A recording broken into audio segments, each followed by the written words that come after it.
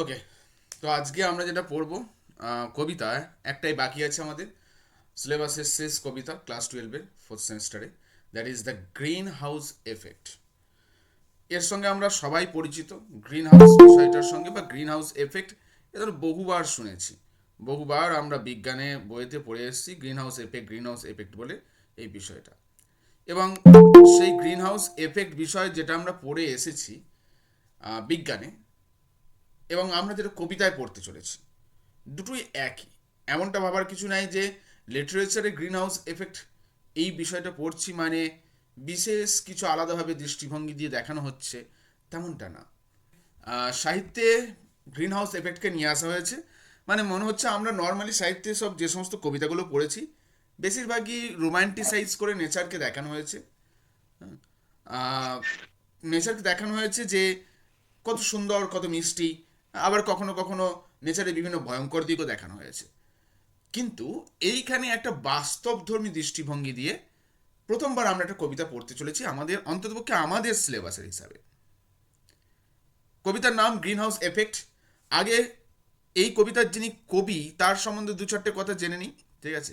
খুব বেশি জানার প্রয়োজন নাই, তবে যেটুকু না জানলেই নয় সেটুকুই জানবো। লেফট সাইডে যাকে দেখতে পাচ্ছ তিনি এই কবিতার কবি, কার্ল ডেনিস, ঠিক আছে? ইনি একজন মডার্ন লিটারেচারের পোয়েট। মডার্ন লিটারেচারে মানে বর্তমান, তার জন্মই দেখো 1939 সালে, ঠিক আছে? এবং তিনি মেইনলি যে ধরনের কবিতাগুলি লেখার জন্য প্রসিদ্ধ, বেসিক্যালি সেগুলো হচ্ছে গিয়ে সবই বাস্তবধর্মী এবং খুবই সহজ সরল ভাষায়। তিনি যে কবিতাগুলো লেখেন বা যে কোনো লেখাই যখন তিনি লেখেন সেগুলো অত্যন্ত সহজ সরল ভাষায় থাকে। আমাদের কবিতা দ্য গ্রিন হাউস এফেক্ট এটা অত্যন্ত সহজ সরল একটা ভাষায় আছে।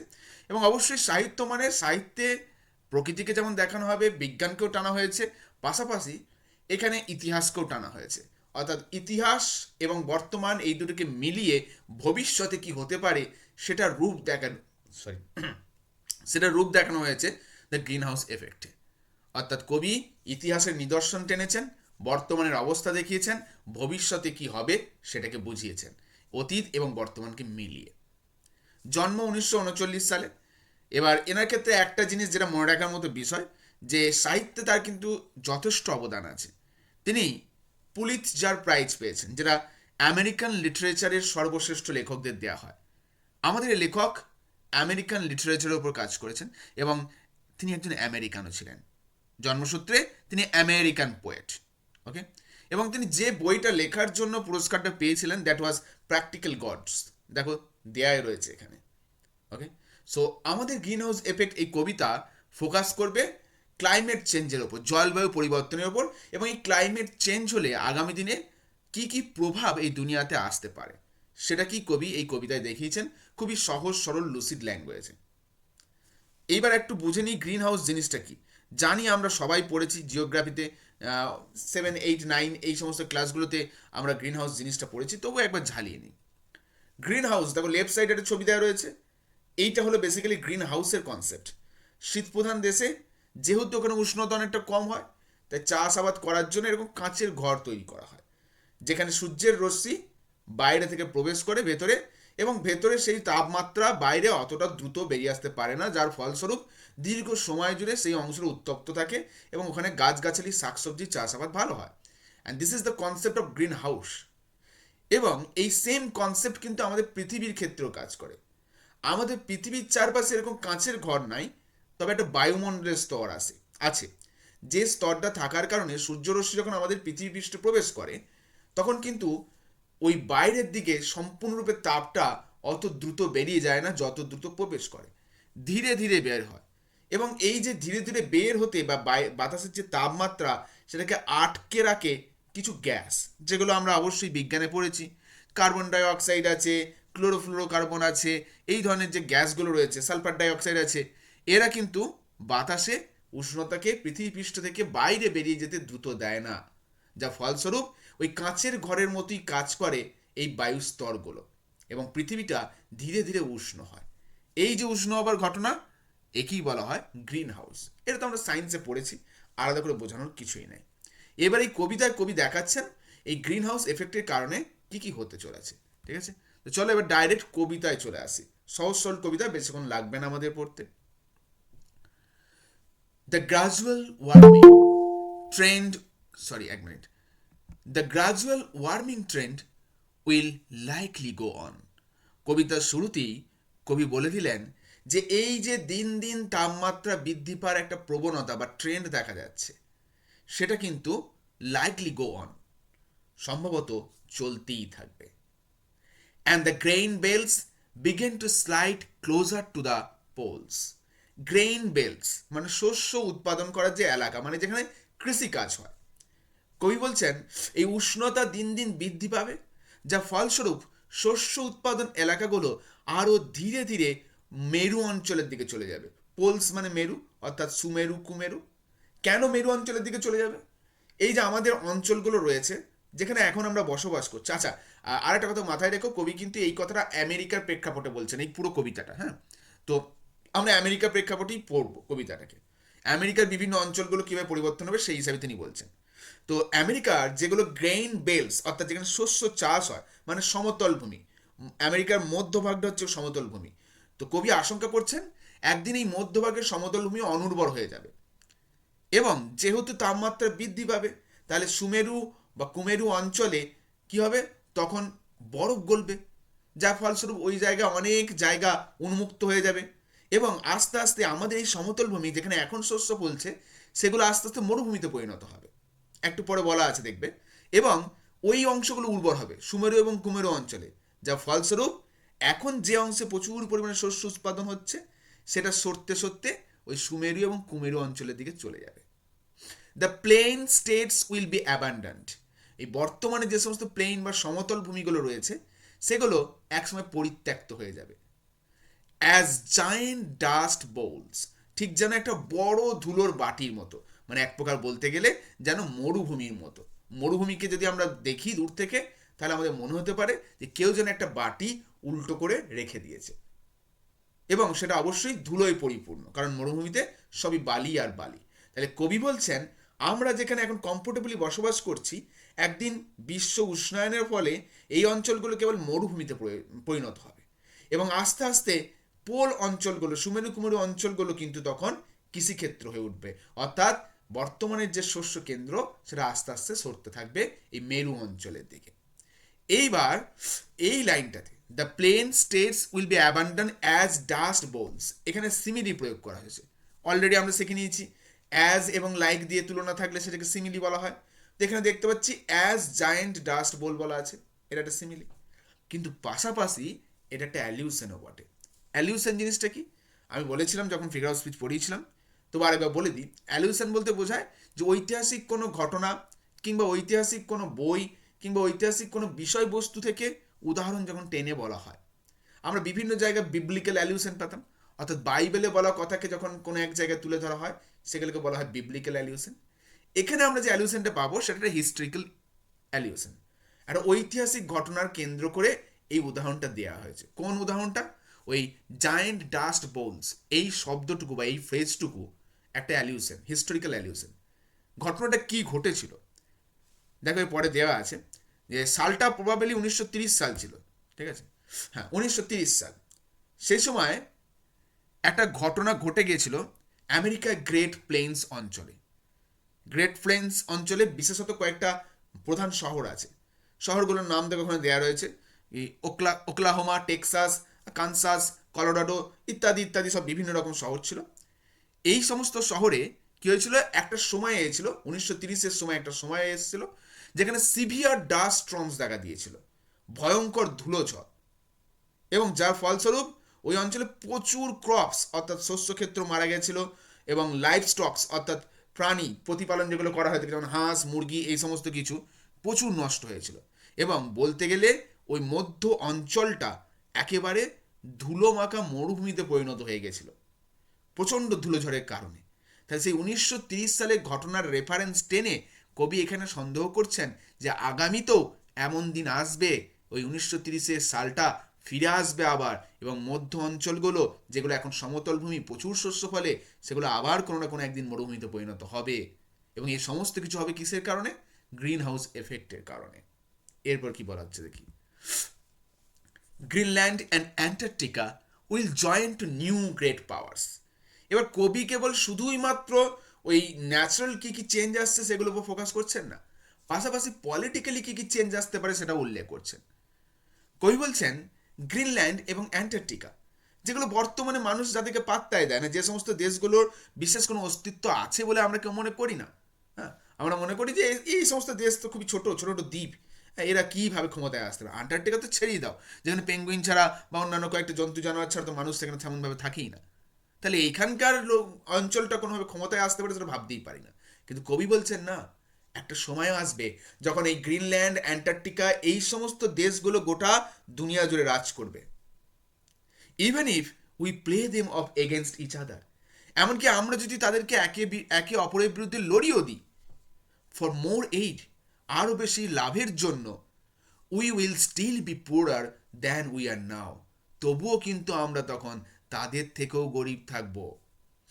এইবার আমরা যদি তাদেরকে একে অপরের বিরুদ্ধে লড়িয়ে দিই, এই টার্মটা কেন ইউজ করা হচ্ছে? দেখবে দুনিয়া জুড়ে যত ছোট ছোট শক্তিগুলোর মধ্যে যুদ্ধ হয় না, সবকটা যুদ্ধের পেছনে কোনো না কোনো বড় একটা শক্তির উস্কানি থাকে। যেমন আমেরিকা একটা বড় শক্তি। এই যে বর্তমানে রাশিয়া ইউক্রেনের মধ্যে যুদ্ধ চলছে, ইউক্রেনের মতো ওইটুকু একটা ছোট্ট শক্তি রাশিয়ার বিরুদ্ধে যুদ্ধ করছে কি করে? নিশ্চয়ই তার পেছনে কারো না কারো হাত রয়েছে। এই আমেরিকার মতো মদতপুষ্ট দেশগুলো যারা সবসময় উস্কানি দিতে চায় যাতে কোনো না কোনো একটা কারণে যুদ্ধের সৃষ্টি হয়, সবসময় যাতে তারা হুমকি তুমকি ভাব নিয়ে চলছে কেন? কারণ তারা চায় ওরা যুদ্ধ করুক, আর যুদ্ধ হলেই আমাদের তৈরি অস্ত্রশস্ত্র, জিনিসপত্র, সমস্ত কিছু বিক্রির বাজারটা বেড়ে যাবে, অর্থাৎ কারো সর্বনাশ করে তারা মুনাফা লুটবে। কিন্তু কবি বলছেন যদি আমরা, অর্থাৎ আমেরিকা, কবিও কিন্তু আমেরিকারই, তাই তিনি বলছেন যদি এরকম এই সমস্ত দেশগুলোকে আমি একে অপরের বিরুদ্ধে লড়িয়েও দিই, তাতেও কিন্তু আমাদের খুব একটা লাভ হবে না। আমরা তবুও তখন গরিব থাকবো, কারণ ওই দেশগুলো এতটাই তখন বিত্তবান হয়ে যাবে, এতটাই তখন প্রভাবশালী হয়ে যাবে যে আমরা চাইলেও এইরকমভাবে তাদের ক্ষমতার উপরে যেতে পারবো না। আর এখানে পুয়ার শব্দটা কিন্তু শুধুমাত্র ইকোনমিক্যালি পুয়ারের কথা বলা হচ্ছে না, পাশাপাশি কিন্তু আর একটা মেন্টালি পুয়ারের কথাও বলা হচ্ছে। মেন্টালি পুয়ার কেন? কারণ এই যে মানসিকভাবে দরিদ্র বলতে সংকীর্ণ মনাকে বোঝানো হয়েছে। আমরা চাইবো তখন তাদের মধ্যে যুদ্ধ লাগিয়ে দিতে। যুদ্ধ তো তারাই চায় যারা সংকীর্ণ মনের অধিকারী হয়। আর কবি পাশে দুটো দিক দিয়ে এটাকে বিচার করলেন, বললেন আমরা তখনও মনের দিক থেকে গরিবই থাকবো, আবার অর্থনৈতিক দিক দিয়েও গরিবই থাকবো। প্র্যাকটিক্যালি এবং মেন্টালি দুদিক থেকেই কিন্তু আমরা গরিব থাকবো। এরপরে কি বলা হচ্ছে দেখো, লাইফ উইল বি ডিফারেন্ট। যদি এরকম একটা দিন আসে তখন জীবন কিন্তু সম্পূর্ণ পাল্টে যাবে। গুড টিলেবল ল্যান্ড সো ডিয়ার, ভালো টিলেবল মানে চাষযোগ্য জমি অত্যন্ত প্রিয় হয়ে উঠবে। অত্যন্ত প্রিয় হয়ে উঠবে মানে একেবারে প্রেমময় হয়ে উঠবে সেটা নয়, অত্যন্ত দামি হয়ে উঠবে, কস্টলি হয়ে যাবে, তাই না? তখন তো চাষ করে জমিই থাকবে না, তাহলে মানুষ যেটুকুই জমি পাবে সেটা দিয়ে সে চাষ করে খেতে চাইবে। কারণ আজকে যদি ভাবো চাষিরা চাষ বন্ধ করে দেয়, এই যে শহরের লোকজন এত হম্বিতম্বি করে ঘুরে বেড়ায়, এত ঠান্ড বাড়ি নিয়ে ঘুরে বেড়ায়, তারা কি খাবে? ওষুধপত্র, কাঠ, হ্যাঁ, রাস্তার পিচ, এই খেয়ে বাঁচতে পারবে তারা? বাঁচতে তো পারবে না। সেই দিনের শেষে গ্রামের চাষির উপরই নির্ভর করতে হবে। তাহলে সেই চাষযোগ্য জমি তো তখন আর থাকবে না। যেটুকু থাকবে সব তো ওই মেরু অঞ্চলের দিকে, আর ওই অল্প বিস্তর জমি তখন প্রচুর দাম হয়ে যাবে। যেমনটা এখনই দেখতে পাচ্ছ তোমরা জমির কত দাম। এখন নয় মানুষ বাস করার জন্য, বাড়িঘর তৈরি করার জন্য জমি দাম হবে, কিন্তু একটা সময় আসবে যখন বাড়িঘর নয়, চাষ করার জন্য মানুষ জমি খুঁজবে। মানে এত খারাপ অবস্থা হবে এই দুনিয়ার। আর তখন জমিগুলো তখন ওই একেবারে সোনার মূল্যে বা হীরের মূল্যে বিক্রি হবে। The suburbs will give way to farms. ওই যে সাবআর্বস বা সাব আরবান মানে শহরতলি, শহরের কাছাকাছি যে ওই অর্ধেক শহর অঞ্চল যাকে বলা যায়, অর্ধেক গ্রাম অর্ধেক শহর, এই যে অঞ্চল, সেই অঞ্চলগুলো তখন ফার্মস অর্থাৎ খামারকে তাদের জায়গা দিয়ে দেবে। The cities fill up again with people too poor to own cars. কবি বলছেন এমন একটা দিন আসবে যখন এই গোটা শহরগুলো পরিপূর্ণ হয়ে যাবে মানে হত দরিদ্র গরিব লোকেদের দ্বারা, যাদের নিজেদের গাড়ি কেনার বা নিজেদের গাড়ি অধিকার করার মতো ক্ষমতাও থাকবে না।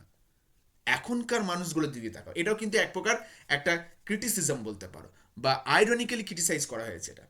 যদি এখন শহরে মানুষের দিকে যদি তাকাও, তোমরা কি দেখতে পাবে, প্রত্যেকটা মানুষ এখন একই বাড়িতে 5টা মেম্বার হলে 4টে গাড়ি, অন্তত বাইকের কথা বলছি।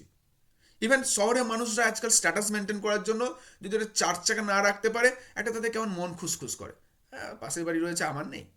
তাহলে এখন প্রত্যেকটা মানুষ মাথা পিছু একটা করে গাড়ি নিয়ে ঘুরছে, এবং আজ তারা স্ট্যাটাসটা মেনটেন করতে গিয়ে পরিবেশকে কিন্তু একেবারে ধোঁয়া ধুলো ধোঁয়াশায় ভরিয়ে দিচ্ছে।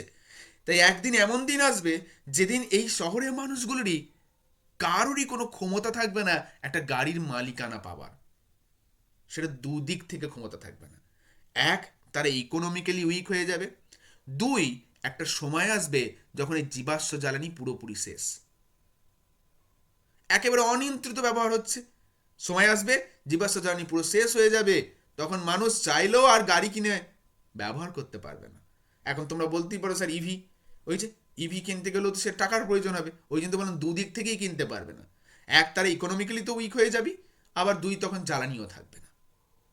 পাশাপাশি এখানে সামহাও কোথাও একটুখানি হলেও ওই শিল্প বিপ্লবের একটু রেফারেন্স আছে, মানে অ্যাটলিস্ট আমার প্রত্যেকে অন্তত সেটা মনে হয়েছে। কীরকম, যখন শিল্প বিপ্লব শুরু হয়েছিল, শিল্পকে কেন্দ্র করে দেখবে ওই সময় প্রচুর মানুষ শহরে ভিড় করেছিল, যারা অধিকাংশই ছিল কিন্তু গ্রামের গরিব মানুষ।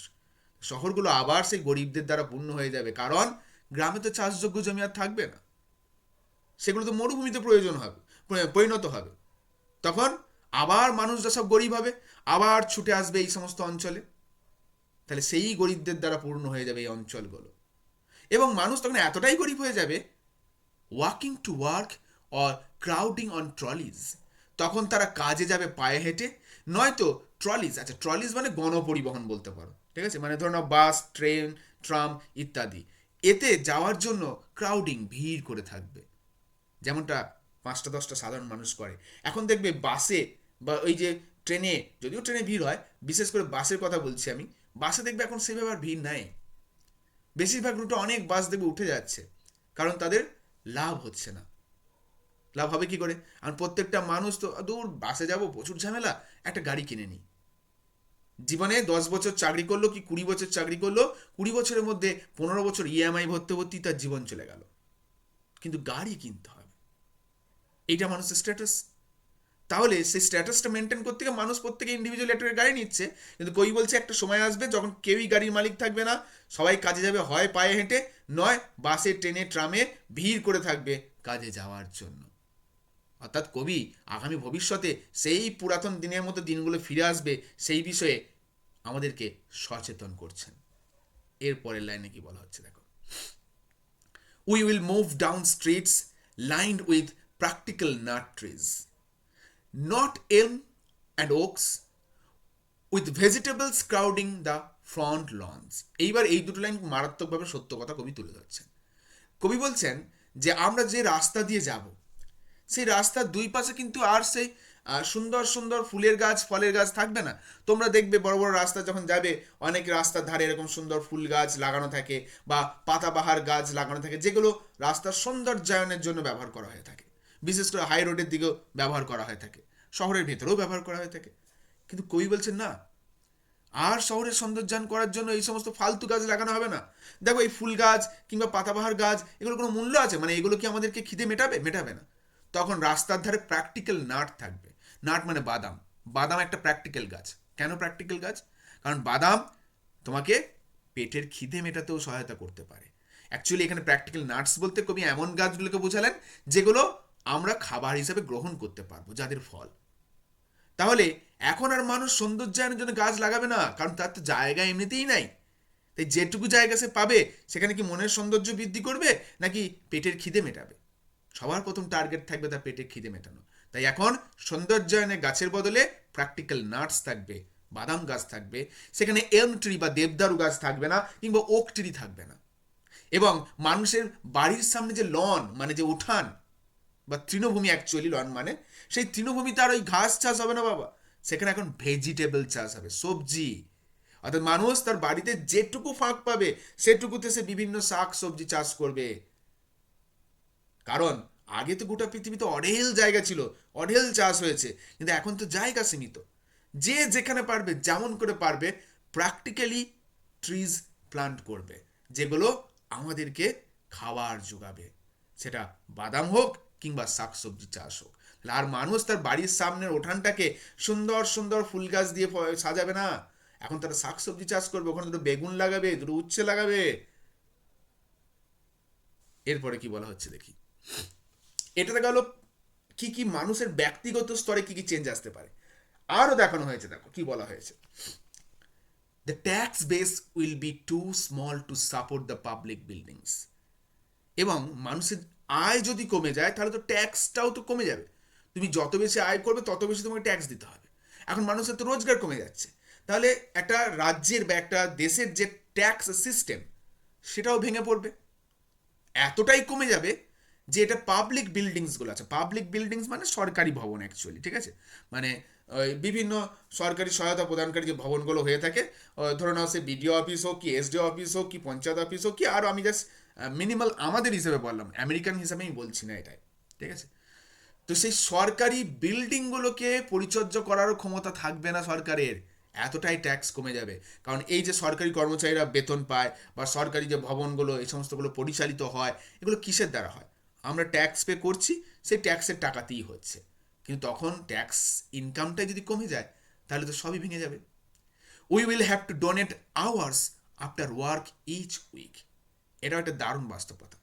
বলা হয়েছে আমাদেরকে দান করতে হবে ঘন্টার পর ঘন্টা সময়, আমাদের কাজ শেষ হয়ে যাওয়ার পরও, অর্থাৎ আমাদের যেটা অফিস টাইম সেটা শেষ হওয়ার পরও আমাদের ওভার টাইম করতে হবে, যেটা কিন্তু আস্তে আস্তে এখন থেকেই আমরা দেখতে পাচ্ছি। ইন্ডাস্ট্রিয়ালাইজেশনের পর থেকেই কিন্তু এই বিষয়টা শুরু হয়েছে। এখন এই আইটি প্রফেশনাল যুগ এসে যাওয়ার পর মানুষকে এত পরিমাণ খাটিয়ে নেওয়া হচ্ছে, নামে হাতে কলমে দেখানো হচ্ছে তোমার 8 ঘন্টা ডিউটি, তুমি অফিস থেকে 10 ঘন্টা ডিউটি করে ফিরলে, বাড়ি এসেও কিন্তু তোমাকে এক গাদা অ্যাসাইনমেন্ট দেওয়া হলো। তোমার 24 ঘন্টার মধ্যে 16 ঘন্টা শুধু তোমার অফিসের কাজে চলে গেল, 6 ঘন্টার আর বাকি যে 8 ঘন্টা পড়ে রইলো সেখানে তুমি কখন ঘুমোবে, কখন বাড়ির জন্য কোয়ালিটি টাইম স্পেন্ড করবে, কোনোটাই পাবে না। সেই গ্লোবালাইজেশন কিংবা এই গ্লোবাল ওয়ার্মিং, এই সমস্ত কিছুর ফলাফল কিন্তু আমরা আস্তে আস্তে পাচ্ছি, এখন অতটা বুঝতে পারছি না, কিন্তু একটা সময় আসবে এর প্রভাব মারাত্মক হয়ে যাবে। To rake the lawn of the library and city hall. তাহলে কবি বলছেন আমাদের কাজের সময় শেষ হয়ে যাওয়ার পরও ঘন্টার পর ঘন্টার সময় দিতে হবে, কিসের জন্য? To rake the lawn, rake মানে হচ্ছে ঝাড়া, হ্যাঁ, ঝেড়ে ঝুড়ে পরিষ্কার করা। লন ওই যে তৃণভূমি, ওই যে দেখো ছবিতে দেখতে পাচ্ছি ঝাঁট দিচ্ছে, তাহলে অফিসের বাইরে এই সমস্ত ঝাঁট দেবার জন্য আমাদেরকে থাকতে হবে, কিংবা লাইব্রেরি বা আমাদের যে পাঠাগার আছে কিংবা সিটি হল আছে সেগুলোকে পরিষ্কার করতে হবে। কেন পরিষ্কার করতে হবে? এসবের জন্য তো লোক থাকে স্যার, গ্রুপ ডি কর্মচারী থাকে। কিন্তু এখন সরকারি যদি ট্যাক্স বেসটাই ভেঙে যায়, মাইনে কোত্থেকে দেবে সরকার? আর সরকার যখনই মাইনে দিতে পারবে না, সবার প্রথম কিন্তু নিচু তলার কর্মচারীদের কি ছাঁটাই করবে? প্রথমেই কি একজন অফিসারকে ছাঁটাই করে দেবে? করবে না। যারা কন্ট্রাকচুয়াল তাদেরকে ছাঁটাই করবে, তারপর যারা গ্রুপ ডি তাদেরকে ছাঁটাই করবে, অর্থাৎ যাদেরকে নিচ থেকে ছাঁটাই করা যায় প্রথমেই কিন্তু একেবারে মাথা থেকে ছাঁটাই করবে না সরকার। তাহলে এখন যদি তোমাকে গ্রুপ ডি কর্মচারী সরিয়ে দেয়, যে কর্মচারীটা তোমার অফিসটা এসে ঝাড় দিচ্ছিল সে তো থাকলো না, তাহলে এখন তোমার অফিসের যত্ন তোমাকেই নিতে হবে, তোমাকেই এক্সট্রা টাইম আগে আসতে হবে, অফিস আওয়ারে 1 ঘন্টা আগে এসে অফিসটাকে গুছিয়ে রাখতে হবে। টু টাক point the chimney of the federal buildings. আমাদের হয়তো ফেডারেল বিল্ডিংস, অ্যাকচুয়ালি ফেডারেল বিল্ডিংটা মার্কিন যুক্তরাষ্ট্রের যে সরকারি ভবন তাকে বলা হয় ফেডারেল বিল্ডিং, ঠিক আছে। তাহলে সেই সরকারি ভবনগুলোর যে ইট, সেই ইটের গাঁথনিগুলো আমাদের গাঁথতে হবে, মানে অনেকদিন দেখাশোনা হবে না, হয়তো প্লাস্টার ঝরে গেছে কিংবা ইট ভেঙে পড়ে গেছে, সেগুলোও আমাদের ঠিক করতে হবে। কারণ ওই কাজগুলো অন্য কাউকে দিয়ে করাবে সেই প্রকার অর্থ তো রাজ্যের নেই, সেই প্রকার অর্থ তো দেশের নেই। তোমাকে যদি যে মাইনেটা আগে দিচ্ছিল 50,000 টাকা মান্থলি কিছু অফিসিয়াল পেপার ওয়ার্ক করার জন্য, এখন তোমাকে সেই 50,000ই মাইনে দেবে, কিন্তু এখন তোমার কাজের ডিউটিটা বেড়ে যাবে, তোমাকেই ঝাঁট দিতে হবে, তোমাকেই পরিষ্কার করতে হবে, তোমাকেই বা হয়তো বিল্ডিংয়ের রাজমিস্ত্রির কাজটাও করে দিতে হবে। তাহলে এমন একটা দিন আসবে, এমনটা ভেবো না যে গ্লোবাল ওয়ার্মিংয়ের কারণে বা গ্রিন হাউস এফেক্টের কারণে শুধুই পরিবেশ থেকে অক্সিজেন কমে যায়, শুধুই পরিবেশে এরকম হার্মফুল এফেক্টগুলো পড়ে, এইটুকু ভেবো না। পরিবেশ নয়, ইনডাইরেক্টলি তোমার ওপর পড়বেই পড়বে, ওই শুধু কার্বন ডাইঅক্সাইডের পরিমাণ বেড়ে যাবে এটা নয়, ইকোনমিক্যালিও তোমার ওপর এফেক্ট পড়বে। কবি সব দিক দেখাচ্ছেন, কবি ওই বাকিদের মতো শুধুই গ্রিন হাউস এফেক্টের কারণে আমাদের বাতাসে অক্সিজেনের পরিমাণ কমে যাচ্ছে, কার্বন ডাইঅক্সাইডের পরিমাণ বেড়ে যাচ্ছে, এই সমস্ত গতানুগতিক কথা বলছেন না, কারণ ওগুলো তো আমরা সবাই জানি। ওর বাইরে গিয়ে আর কি হতে পারে সেগুলো কবি দেখাচ্ছেন। এরপর কি বলছে দেখো, if we don't want the place to fall like temples in Rome, কবি এবার বলছেন কিছু সাবধানবাণী দেওয়ার মতন করেই বলছেন, যদি না আমরা চাই আমাদেরও পতন হোক ঠিক যেমন করে রোমের মন্দিরগুলোর পতন হয়েছিল। বা মন্দিরের থেকে এখানে অ্যাকচুয়ালি টেম্পলকে নর্মালাইজ করা হয়েছে। এখানে টেম্পল বলতে নর্মালাইজ করে বোঝানো হয়েছে রোমের স্থাপত্যগুলো, ঠিক আছে। একসময় রোম কিন্তু একটা অন্যতম উন্নত রাষ্ট্র ছিল গোটা বিশ্বের মধ্যে, এবং এই নিয়ে রোমের কিন্তু যথেষ্ট অহংকারও ছিল। কিন্তু দেখো, এক সময়ের সেদিনের সেই সর্বশ্রেষ্ঠবান ক্ষমতা যুক্ত রোম আজকে তার কতটুকু অস্তিত্ব আছে? রোম একসময় একটা অন্যতম পাওয়ারফুল রাষ্ট্র ছিল, মানে ইতালির যে রোম আর কি, সেটা এখন কোথায়? তাকে নিয়ে কেউ মাথা ব্যথা করে? নাকি রোম গোটা দুনিয়া জুড়ে তার শাসন কায়েম রাখতে পেরেছে? পারেনি। কারণ রোমের মানুষ সেদিন তাদের ক্ষমতার দম্ভে অহংকারী হয়ে গেছিল, অন্ধ হয়ে গেছিল। তারা বুঝতেই পারেনি যে এখন থেকে যদি আমরা পদক্ষেপ না নিই, অদূর ভবিষ্যতে আমাদেরই আর কোনো অস্তিত্ব থাকবে না। এক্স্যাক্টলি মানুষও তাই। এখন মানুষ অহংকারী হয়ে আছে। এখন তারা বুঝতেই পারছে না গাছের কি প্রয়োজন। মানে গাছ কেটে যাচ্ছে, অগোচরে গাছ কেটে শিল্প হয়ে যাচ্ছে। কিন্তু ওই শিল্প করতে করতে করতে করতে ওই শিল্পে উৎপাদিত বস্তুগুলো কেনার জন্য সেদিন আর আমি আর তুমি থাকবো না, কেউ থাকবে না। ওই শিল্পপতিও হয়তো আর থাকবে না। তাহলে এই শিল্প করে কি লাভ হলো? যে শিল্পের বাজারটাই একসময় শেষ হয়ে যাবে। তাই শিল্পকে যদি বাঁচাতে হয় বা শিল্পের যদি বাজার রাখতে হয়, আগে তো মানুষকে বাঁচতে হবে। আর মানুষকে বাঁচতে গেলে আগে পরিবেশকে বাঁচাতে হবে। না হলে রোমের মন্দিরগুলোর যেমন অবস্থা হয়েছিল, একদিন এই আমাদেরও তাই অবস্থা হবে। Don't want sheep to graze in our squares, যদি না আমরা চাই যে আমাদের চত্বরে ভেড়া চড়ে বেড়াক। অর্থাৎ রোমের যে স্থাপত্য কার্য, যার জন্য রোমের একদিন গর্ব ছিল, সেই স্থাপত্য কার্যগুলি আজকে ভেঙে গেছে। সেখানে আজ ভেড়া চড়ে বেড়ায়, পরিত্যক্ত, তাদেরকে দেখার কেউ নাই। তেমনি মানব সভ্যতাও একদিন এমন পরিত্যক্ত হবে, এখানে জন্তু জানোয়াররা চড়ে বেড়াবে। যদি না আমরা এটা করতে চাই, তাহলে আমাদের কি কি করা উচিত সেটা নিয়ে একটু পরে বলা হচ্ছে। দেখো একটু বেশ, as they gazed in the forum for 1,000 years, with a little effort the country will go on. বলছে যদি ওই রোমানরা তাদের ওই যে 1000 বছরের পড়ে থাকা ফোরামসগুলোর দিকে যদি একটু ভালো করে তাকাতো, ঠিক আছে, তাহলে হয়তোবা তাদের একটু এফোর্ট দিলেই তাদের দেশ আরও এগিয়ে যেতে পারত। কিন্তু রোমানরা সেটা করে নাই। রোমানরা ভেবেছিল একবার সৃষ্টি করলেই সব হয়, কিন্তু সৃষ্টি করতে সব হয় না, তাকে রক্ষণাবেক্ষণ করতে জানতে হয়। এই আমরা যদি ঈশ্বরকে ধরি, ঈশ্বর সব সৃষ্টি করেছেন, ঈশ্বরের দায়িত্ব ছিল শুধু সৃষ্টি করা, আর রক্ষণাবেক্ষণের দায়িত্ব হচ্ছে আমাদের মানুষদের। আমরা ভেবে নিই যে ঈশ্বর সৃষ্টি করেছে, ঈশ্বরই সব দেখবে। কেন ঈশ্বর কি সব দেখতে হবে? তিনি তো আমাদেরকে সৃষ্টি করেছেন, তাহলে তার সৃষ্টিটাকে রক্ষণাবেক্ষণ করার দায়িত্ব তো আমাদের। যদি আমরা না করি, ঠিক যেমন করে রোমানদের অবস্থা হয়েছিল, আমাদের অবস্থা তাই হবে। এবার এইখানেও দেখো সিমিলি দেওয়া আছে, like temples in Rome, like দিয়ে বলা আছে মানে সিমিলি। এখানেও একটা অ্যালিউশনের কথা বলা হয়েছে, ফোরাম ফর 1,000 ইয়ার্স। এই যে ফোরাম শব্দটা আর কি, হ্যাঁ, মানে ওই রোমান যে শিল্প কার্যগুলো সেগুলোর কথা বলা হয়েছে। যেহেতু এটা পুরোটা রোমান হিস্ট্রিকে নিয়ে বলা হচ্ছে, তাই এটা একটা অ্যালিউশন। কারণ ইতিহাসে, অর্থাৎ হিস্টোরিক্যাল অ্যালিউশন, এটা ইতিহাসের একটা অংশকে এখানে তুলে ধরা হয়েছে, রোমান হিস্ট্রিকে। রোমের তো আমরা দেখেছিলাম ওই যে কলোজিয়াম ছিল, হ্যাঁ, মানে ওই স্টেডিয়াম যেটাকে বলা হতো, যেখানে একসময় বড় বড় সব বিভিন্ন রকম গেমস হতো, সেগুলো এখন ভেঙে পড়ে আছে, এবং সেগুলোতে গরু ছাগল ভেড়া চড়ে বেড়ায় এবং পর্যটকরা যায় সেগুলো দেখার জন্য। যেগুলো একসময় একটা শক্তিশালী অংশ ছিল রোমের, সেগুলো আজ কোনো মূল্যই নাই, কেবল একটা দর্শনীয় স্থান হয়ে পড়ে আছে। তাহলে আমরাও যদি না দেখি, একদিন এই মানব সভ্যতাও একটা ইতিহাসে পরিণত হবে, এবং আমাদের কঙ্কালের ওপর সেদিনও গরু ছাগল ভেড়ারা চড়ে বেড়াবে, যেমন করে রোমের স্থাপত্যের কঙ্কালের ওপর আজ গরু ভেড়া এরা চড়ে বেড়ায়। এরপর কি বলা হচ্ছে দেখো, so what if we have lost our high place to strong Carthages. এইবার কবি একটু মক করলেন আমেরিকাকে, আবার বলছি আমেরিকার প্রেক্ষাপটে পড়ছে, হ্যাঁ, আমেরিকা তো বর্তমানে একটা শক্তিশালী দেশ। তো কবি বলছেন তাহলে তাতে কী বা আসে যায় যদি আমরা ক্যাথার্জেসের মতো শক্তির কাছে নিজেদের ক্ষমতা হারাই। ক্যাথার্জেস কি দেখেন দেয়া রয়েছে, যাকে বাংলায় বলা হচ্ছে কি কার্থেজ, ইতিহাসে অবশ্যই নাম পড়েছ। এটা হচ্ছে উত্তর আফ্রিকার একটা অন্যতম শক্তিশালী বাণিজ্যিক অঞ্চল বা বাণিজ্য নগরী যাকে বলা হচ্ছে। এবং এই কার্থেজের সঙ্গে রোমের যুদ্ধ হয়েছিল, পিউনিক ওয়ার বলা হয় যাকে, ঠিক আছে। যদিও বা কার্থেজ প্রথমে বেশ কায়দা করে ফেলেছিল কিন্তু রোমকে, কিন্তু আলটিমেটলি রোম জিতে গেছিল এবং কার্থেজ দখল করে নিয়েছিল। যাই হোক, সেটা ইতিহাসের ঘটনা। তো তাই বলে এমনটা নয় যে কার্থেজ শক্তিশালী ছিল না, তা নয়, ঠিক আছে। কার্থেজ শক্তিশালী ছিল, কিন্তু আলটিমেটলি তাকে হারতে হয়েছিল। এইবার কবি বলছেন আমেরিকা তো এত শক্তিশালী, কিন্তু এরকম যদি চলতে থাকে একদিন হয়তো কার্থেজের মতো দেশগুলোর কাছেও আমরা হার মেনে যাব। এইবারে যে কার্থেজের মতো দেশ বলতে কবি কাদেরকে বলছেন, তাদের নামগুলোও দেখো এখানে তিনি এবার মেনশন করছেন।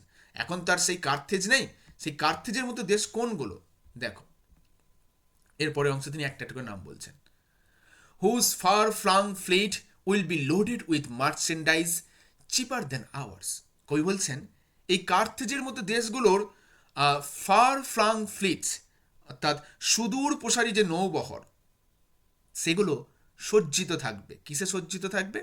বিভিন্ন প্রকার জিনিসে, মার্চেন্ডাইজ মানে বাণিজ্য পণ্য, যেগুলোর মূল্য আমাদের দেশে জিনিসপত্রের মূল্যের থেকেও কম হবে। তার মানে আমাদের দেশ ইকোনমিক্যালি উইকার হয়ে যাবে। আমেরিকা, যারা বর্তমানে ইকোনমিক্যালি একটা অন্যতম শ্রেষ্ঠ শক্তিশালী শক্তিশালী দেশ বলে আমরা তাদেরকে চিনি, এবং ডলারের পরিপ্রেক্ষিতেই কিন্তু বিভিন্ন দেশের যে অর্থমূল্য সেটাকে বিচার করা হয়। সমস্ত দেশেই কিন্তু ডলার চলে। তাহলে আমেরিকার ইকোনমি কতটা স্ট্রং বুঝতে পারছি। কিন্তু কবি বলছেন একটা সময় আসবে যখন আমাদের ইকোনমি অনেক বেশি উইক হয়ে যাবে আমরা যদি এভাবে চলতে থাকি, এবং তখন আমরা দেখতে পাবো আমাদের সামনে দিয়ে এরকম বিশাল বড় বড় নৌবহর চলে যাচ্ছে, যাদের নৌবহরে ভর্তি করে রাখা মালপত্রগুলোর দাম আমাদের দেশের জিনিসের দামের থেকে অনেক কম।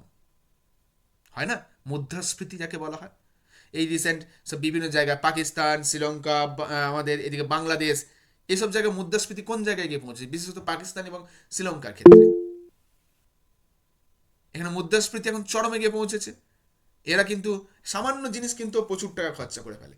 দুধের দাম গিয়ে পৌঁছায় 1000 টাকায়, চালের দাম গিয়ে পৌঁছায় 500 টাকায়, এরকম।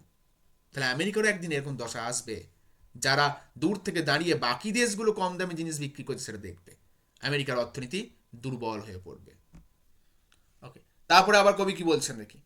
We will be glad to watch from the beach as the lights of Korean armadas pass on their endless patrols around the world.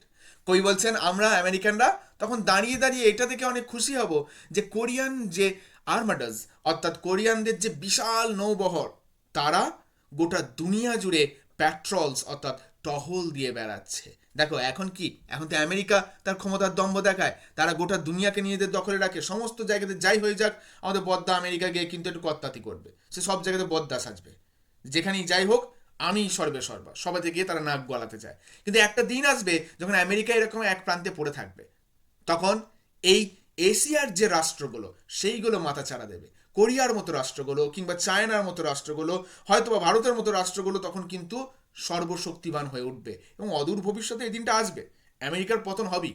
এটা কবির দৃষ্টিভঙ্গি এতটাও মিথ্যা হতে পারে না। কবিরা অনেক বেশি সুদূর প্রসারী হন, মানে সুদূর প্রসারী দৃষ্টিভঙ্গি সম্পন্ন হন। একটা দিন আসবে যখন আমেরিকা এইভাবে দুনিয়ায় পৃথক হয়ে পড়বে, তখন কোরিয়ার মতো যে রাষ্ট্রগুলো কেউ কোনোদিন ভাবেইনি যে এরা কোনোদিন ক্ষমতায় আসতে পারে, তারা ক্ষমতায় আসবে। তারা তাদের বিশাল নৌবহর নিয়ে গোটা দুনিয়াতে যেন প্যাট্রোল করে বেড়াবে, টহলদারি করে বেড়াবে। আর আমেরিকার মতো রাষ্ট্ররা ঠিক যেমন করে ছবিতে দেখতে পাচ্ছ এভাবে সমুদ্রের উল্টো পিঠে উঠে বা বসে তারা শুধু সামনে দেখবে গোটা দুনিয়াতে কি চলছে, তখন তাদের আর কোনো গুরুত্বই থাকবে না। এরপর কি বলা হচ্ছে দেখি, লাস্ট 4টে লাইনে, let them have their little time in the sun. এবার কবি তবু একটু আশা রাখছেন, দেখে কি বলছেন, বলছে আচ্ছা চলো না ওদেরকে একটু স্বল্প সময়ের জন্য সাফল্য অর্জন করতে দাও। Little time in the sun, এটা একটা ইডিয়াম, হ্যাঁ। এবং এই ইডিয়ামটার অর্থ কি না, যে এক ধরনের সফলতা কিন্তু সেটা সাময়িক সফলতা, দীর্ঘস্থায়ী না। এবার কবি বলছেন ওদের এই সাময়িক সফলতা ওদেরকে পেতে দাও না, অসুবিধা কি আছে। কেমন কথা হলো, কবি কেন সাময়িক সফলতা বলছেন? তিনি কি একজন আমেরিকান বলে আমেরিকান দৃষ্টিভঙ্গি দিয়ে দেখছেন যে যাই হয়ে যাক আমেরিকা আবার ক্ষমতায় আসবে? না, তিনি কিন্তু একবারও বলছেন না আমেরিকা আবার ক্ষমতায় আসবে। তিনি শুধু বলতে চাইছেন ঠিক যে কারণের জন্য আমেরিকার পতন হবে, ঠিক একই কারণের জন্য ওদেরও একদিন পতন হবে। কারণ আমেরিকাও আজ এই দম্ভের পেছনে ছুটছে, দম্ভ তাদেরকে একদিন ধ্বংস করবে। তেমনি এই যে দেশগুলো যারা আজকে কম শক্তিশালী, একদিন যখন তারা শক্তিশালী হবে তাদের মধ্যে দম্ভ আসবে, অহংকার আসবে, এবং তখনই কিন্তু তারা নেচারকে রংলি ট্রিট করবে। আর তখন আবার ঠিক আমেরিকার যেমন অবস্থা হয়েছে তাদেরও অবস্থা হবে। তাই কবি তাদেরও সাফল্যটাকে সাময়িক সাফল্য বলছেন। We will say to our self, এবং আমরা এই বিষয়গুলো একে অপরকে বলবো অ্যাজ উই বিগিন টু সোয়াই। সোয়াই মানে হচ্ছে দোলা, ওই যে গা দোলানো বলে না, হালকা নেচে কুদে হালকা গা দোলানো, মানে বিশাল রকম নাচা নয়, হালকা মৃদুমন্দ গা দোলানো। তাহলে এই কথাগুলো আমরা আলোচনা করব কখন? যখন আমরা একটু হালকা করে গা দোলাবো। কিসে? To the strains of our native beach band. Strain মানে হচ্ছে সুর, ঠিক আছে? অর্থাৎ আমাদের নেটিভ অর্থাৎ দেশীয় যে বিচ ব্যান্ড, বিচ ব্যান্ড বলতে যারা ওই বেসিক্যালি বিচেতে বিভিন্ন জায়গায় বাজায়, দেখো ছবি দেওয়া রয়েছে, বিচ পার্টি হচ্ছে, তাহলে সেই পার্টিতে যখন এরকম আমাদের দেশীয় বিভিন্ন রকম গান হবে, তো সেই গানে নাচতে নাচতে মানে গা দোলাতে দোলাতে আমরা এই বিষয়গুলোকে আলোচনা করবো। আরে ওদেরকে এনজয় করতে দে না, কতদিন আর করবে, আমরা নিশ্চয়ই ক্ষমতায় আসবো, এরকম করে বিভিন্ন বিষয়। বা কিংবা ধরো, আরে প্রকৃতির কি অবস্থা দেখেছিস, দুনিয়ার কি খবর, এসব বলবো, দিয়ে বলবো ঠিক আছে চল একটু চিল করে একটু মদ খা, ব্যাস, দিয়ে ভুলে যাবো, কাজ শেষ। Ignoring the hints from the Arctic on the radio. আমরা তখন ইগনোর করবো, কারণ আমরা তো গানে মত্ত, নেশায় মত্ত, তখন আমরা ইগনোর করে যাব একটা হিটসের যে খবর, হিট মানে এক্ষেত্রে দুর্যোগকে বোঝানো হয়েছে, একটা দুর্যোগের খবর যেটা আর্কটিক অঞ্চলে হয়েছে। আর্কটিক অঞ্চল অর্থাৎ মেরু অঞ্চলের যে অঞ্চল, সেখানে একটা ভয়াবহ দুর্যোগ এসেছে, এবং সেই দুর্যোগের খবর যখন রেডিওতে প্রকাশ হবে তখন আমরা সেটাকে ইগনোর করবো, কারণ ইন্টারন্যাশনাল জগতে তখন কি ঘটছে আমাদের কোনো খবরই থাকবে না, যেমন করে আজকে আমরা উপেক্ষা করছি। শুধুমাত্র নিজের বাড়িটা হলো কিনা, নিজের বাড়ির চারপাশটা ঠিকঠাক রইলো কিনা, এইটা দেখতেই কিন্তু আমরা প্রত্যেকে ব্যস্ত। কেউ কিন্তু দুনিয়ার সাপেক্ষে এই পৃথিবীর বিচার করি না, ভাবি না দুনিয়া জুড়ে কি চলছে। আমরা এখন অগাধারে জল নষ্ট করে যাচ্ছি, অথচ বিভিন্ন দেশ জল পাচ্ছে না, আমরা কিন্তু খেয়ালই করছি না। আমরা কেউ ভাবছিই না যে ওই দেশগুলোর মতো কন্ডিশন একদিন আমাদেরও হতে পারে, রাদার বলা ভালো হবেই, হতে পারে না, হবেই। আমরা ওই ইন্টারন্যাশনাল নিউজগুলোকে অগ্রাহ্য করে যাচ্ছি, আমরা গা দোলাচ্ছি, পার্টি করছি, নেশা করছি, শুধু মুখে আলোচনা করছি আহা প্রকৃতির কি দশা, ব্যাস এত দূর পর্যন্তই। তারপর আবার সব ভুলে যাচ্ছি। কিন্তু যেদিন আমরা ফেস করব, সেদিন কবি এতক্ষণ ধরে যে সিচুয়েশনগুলো বলে গেল সেইগুলোর মতোই অবস্থা হবে আমাদের। রোমের ভাঙা মন্দিরগুলোর মতোই মানব সভ্যতারও ভাঙা কঙ্কাল একদিন পড়ে থাকবে, এবং তার জন্য দায়ী কিন্তু আমরাই থাকবো, যেমন করে রোমের ধ্বংসের জন্য রোমানরা দায়ী ছিল। আজ ইগনোর করে যাব, কাল এর ফল ভোগ করব।